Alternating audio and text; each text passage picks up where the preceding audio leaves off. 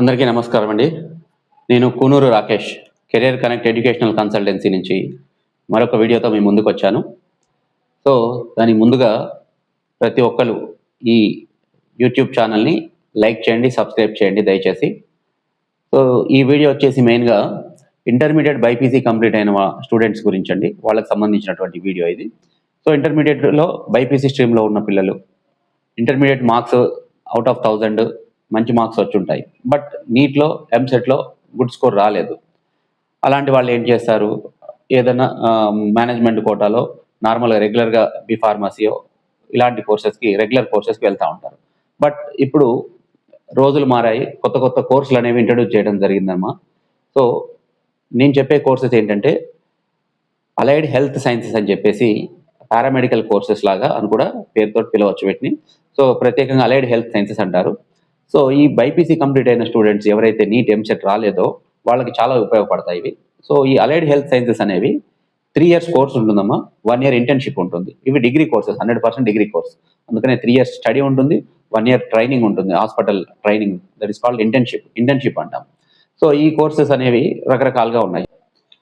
ఈ paramedical courses nothing but allied health సైన్సెస్‌లో ఎలాగుంటాయి అంటే, మనకు మెడిసిన్ చేసిన తర్వాత పీజీ చేస్తారు కదండీ! వాళ్ళు డాక్టర్స్ అంటారు కదా!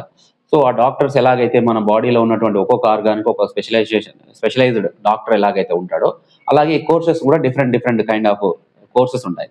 లైక్ ఎలాగంటే ఫస్ట్ కోర్స్ వచ్చేసి BSc cardiac care technology, cardiac perfusion technology, cardiac vascular technology అని హార్ట్‌కి సంబంధించినటువంటి కొన్ని కోర్సెస్ ఉన్నాయన్నమాట.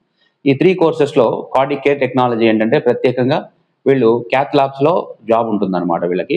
అలాగే అంటే క్యాత్ ల్యాబ్ అంటే మీనింగ్ ఏంటంటే వీళ్ళు యాంజియోగ్రామ్ చేయడము, 2డీ ఈకో చేయడం ఇలాంటి హార్ట్‌కి సంబంధించినటువంటి టెస్ట్‌లన్నీ పర్ఫార్మ్ చేస్తారు. అంటే ఈ టెస్ట్‌లన్నీ ఎలా చేయాలి ఏంటనేది ఈ కోర్స్‌లో నేర్చుకుంటారు. అండ్ వీళ్ళు ఓపెన్ హార్ట్ సర్జరీలో, బైపాస్ సర్జరీలో కూడా డాక్టర్‌కి ఎవరైతే సర్జన్ ఉంటాడో హార్ట్ సర్జన్ తనకి అసిస్టెంట్ లాగా వర్క్ చేస్తారు. అలాగే perfusion technician, cardiac vascular technician ఈ కోర్స్ చేసిన వాళ్ళు ఏం చేస్తారు అంటే వాళ్ళ జాబ్ రోల్ ఎలా ఉంటుంది అంటే, ఇప్పుడు ఓపెన్ హార్ట్ సర్జరీ జరుగుతున్నప్పుడు లేదంటే బైపాస్ సర్జరీ జరుగుతున్నప్పుడు హార్ట్‌ని ఆర్టిఫిషియల్‌గా కొద్దిసేపు కంప్లీట్‌గా ఆపేయడం జరుగుతుంది డాక్టర్. ఓకేనా? సో, ఈ హార్ట్ ఏదైతే రెస్ట్ ఇచ్చినటువంటి హార్ట్‌కి ఒక ఎక్స్టర్నల్‌గా ఒక మెషిన్ ఉంటుంది. లంగ్స్ హార్ట్ మెషిన్ అని చెప్పేసి. దాన్ని పర్ఫ్యూజన్ మెషిన్ అంటాము. ఆ పర్ఫ్యూజన్ మెషిన్‌ని కనెక్ట్ చేస్తారు హార్ట్‌కి. ఈ హార్ట్ ఏదైతే రెస్ట్‌లో ఉందో అంటే హార్ట్‌ని ఆర్టిఫిషియల్‌గా ఫంక్షనింగ్ అయ్యేలాగా చేస్తుంది డ్యూరింగ్ ద సర్జరీ.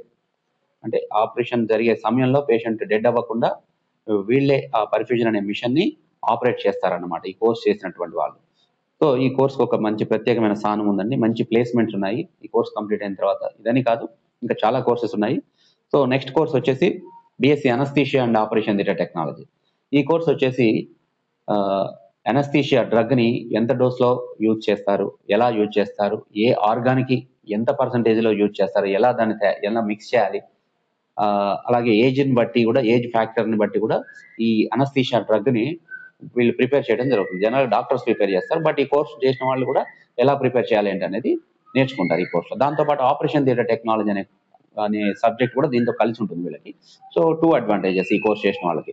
ఈ ఆపరేషన్ థియేటర్ టెక్నాలజీ కోర్స్‌లో వీళ్ళకు అనస్థీషియాతో పాటు ఆపరేషన్ థియేటర్‌లో ఉన్నటువంటి ఎక్విప్‌మెంట్స్‌ని ఎలా యూజ్ చేయాలి అనేవి ఈ కోర్స్‌లో కంప్లీట్‌గా వీళ్ళు నేర్చుకుంటారన్నమాట.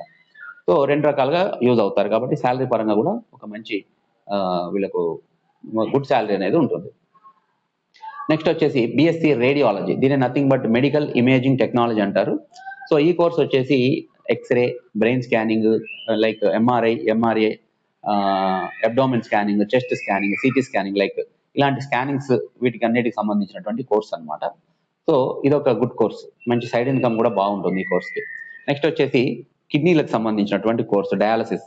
సో, రీనల్ డయాలసిస్ టెక్నాలజీ అని ఒక కోర్స్ ఉందండి. ఇదేంటంటే కిడ్నీలు బాగా ఏజ్డ్ పర్సన్స్‌కి బాగా ఆల్కహాలిక్ పర్సన్స్‌కి లేదంటే బాగా షుగర్ హై డోస్‌లో అంటే హై రేంజ్‌లో షుగర్ ఉన్న పేషెంట్స్‌కి ఏంటంటే కొన్ని డేస్ తర్వాత వాళ్ళ కిడ్నీస్ చెడిపోవడం జరుగుతుంది. అట్లాంటి వాళ్ళు ఏం చేస్తారు అంటే కిడ్నీలు వాళ్ళకి పనిచేయవు. కిడ్నీలు బాడీలో మెయిన్‌గా కిడ్నీలు చేసే పనేంటి అంటే హ్యూమన్ బాడీలో ఉన్నటువంటి బ్లడ్‌ని ప్యూరిఫై చేసే పని చేస్తాయన్నమాట కిడ్నీస్. మరి కిడ్నీస్ వాళ్ళకి ఫెయిల్యూర్ అయిపోయినాయి. అలాంటప్పుడు ఏం చేస్తారంటే వాళ్ళు డయాలిసిస్ చేయించుకుంటారు. డయాలిసిస్ అంటే కృత్రిమంగా అంటే ఆర్టిఫిషియల్‌గా కిడ్నీని లైక్ కిడ్నీలు చేసే ఫంక్షన్ చేయించడం అనమాట. అంటే ఆర్టిఫిషియల్‌గా అంటే మన బాడీలో ఉన్నటువంటి బ్లడ్‌ని ఆర్టిఫిషియల్‌గా ప్యూరిఫికేషన్ చేసే మెథడ్‌ని డయాలిసిస్ అంటారు. సో, ఈ రీనల్ డయాలిసిస్ టెక్నాలజీ అనే కోర్స్‌లో వచ్చేసి వాళ్ళు కిడ్నీలకు సంబంధించినటువంటి పనితనం ఏంటి, దాని గురించి సబ్జెక్ట్ నేర్చుకుంటారు. జాబ్ రోల్ వచ్చేసి డయాలిసిస్ సెంటర్స్‌లో డైరెక్ట్‌గా వాళ్ళు జాబ్ చేసుకోవచ్చు. ఓన్‌గా కూడా డయాలిసిస్ సెంటర్ పెట్టుకోవచ్చు వాళ్ళకి కొంత ఎక్స్‌పీరియన్స్ వచ్చిన తర్వాత. సో, వీటితో పాటు బీఎస్సీ న్యూరో సైన్స్ టెక్నాలజీ అనే కోర్స్ ఉందండి.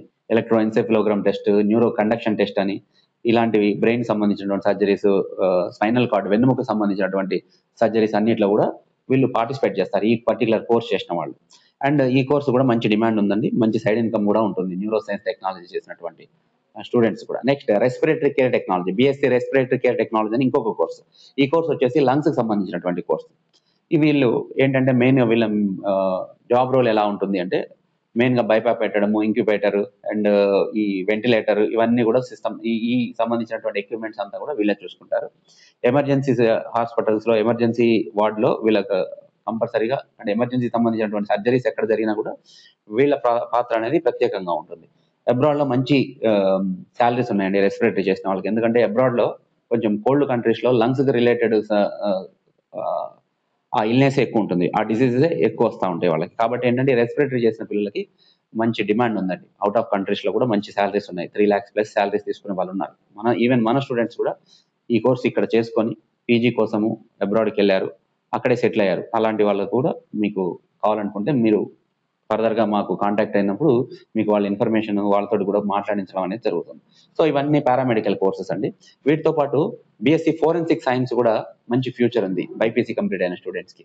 ఫోరెన్సిక్ సైన్స్‌లో ఆ విభాగంలో number of post government jobs ఖాళీగా ఉన్నాయని చెప్పేసి రీసెంట్‌గా కూడా పేపర్‌లో న్యూస్ రావడం, మెయిన్ హెడ్‌లైన్స్‌లో రావడం జరిగింది. సో, గవర్నమెంట్ సెక్టార్‌లో, ప్రైవేట్ సెక్టార్‌లో కూడా సైబర్ ఏదైతే పోలీస్ డిపార్ట్మెంట్ అండర్‌లో వీళ్ళకి నంబర్ ఆఫ్ జాబ్స్ ఉంటాయి. సో, ఈ కోర్స్ చేసిన తర్వాత వాళ్ళు పీజీ కూడా చేసుకోవచ్చు. ఆల్ కోర్సెస్ నేను చెప్పిన కోర్సెస్ అన్నీ కూడా 3 ఇయర్స్ స్టడీ ఉంటుంది. 1 ఇయర్ ఇంటర్న్‌షిప్ ఉంటుందండి. సో, వీటితో పాటు ఫిజియోథెరపీ మీకు అందరికి తెలిసిన కోర్సే. 3 ఇయర్స్ స్టడీ ప్లస్ అదే 3+1 అది కూడాను 4 ఇయర్స్ కోర్స్ అది. సో, ఈ కోర్సెస్ అన్నీ కూడా అన్ని 3 ఇయర్స్ కోర్సు, 1 ఇయర్ ఇంటర్న్‌షిప్ ఉంటుంది.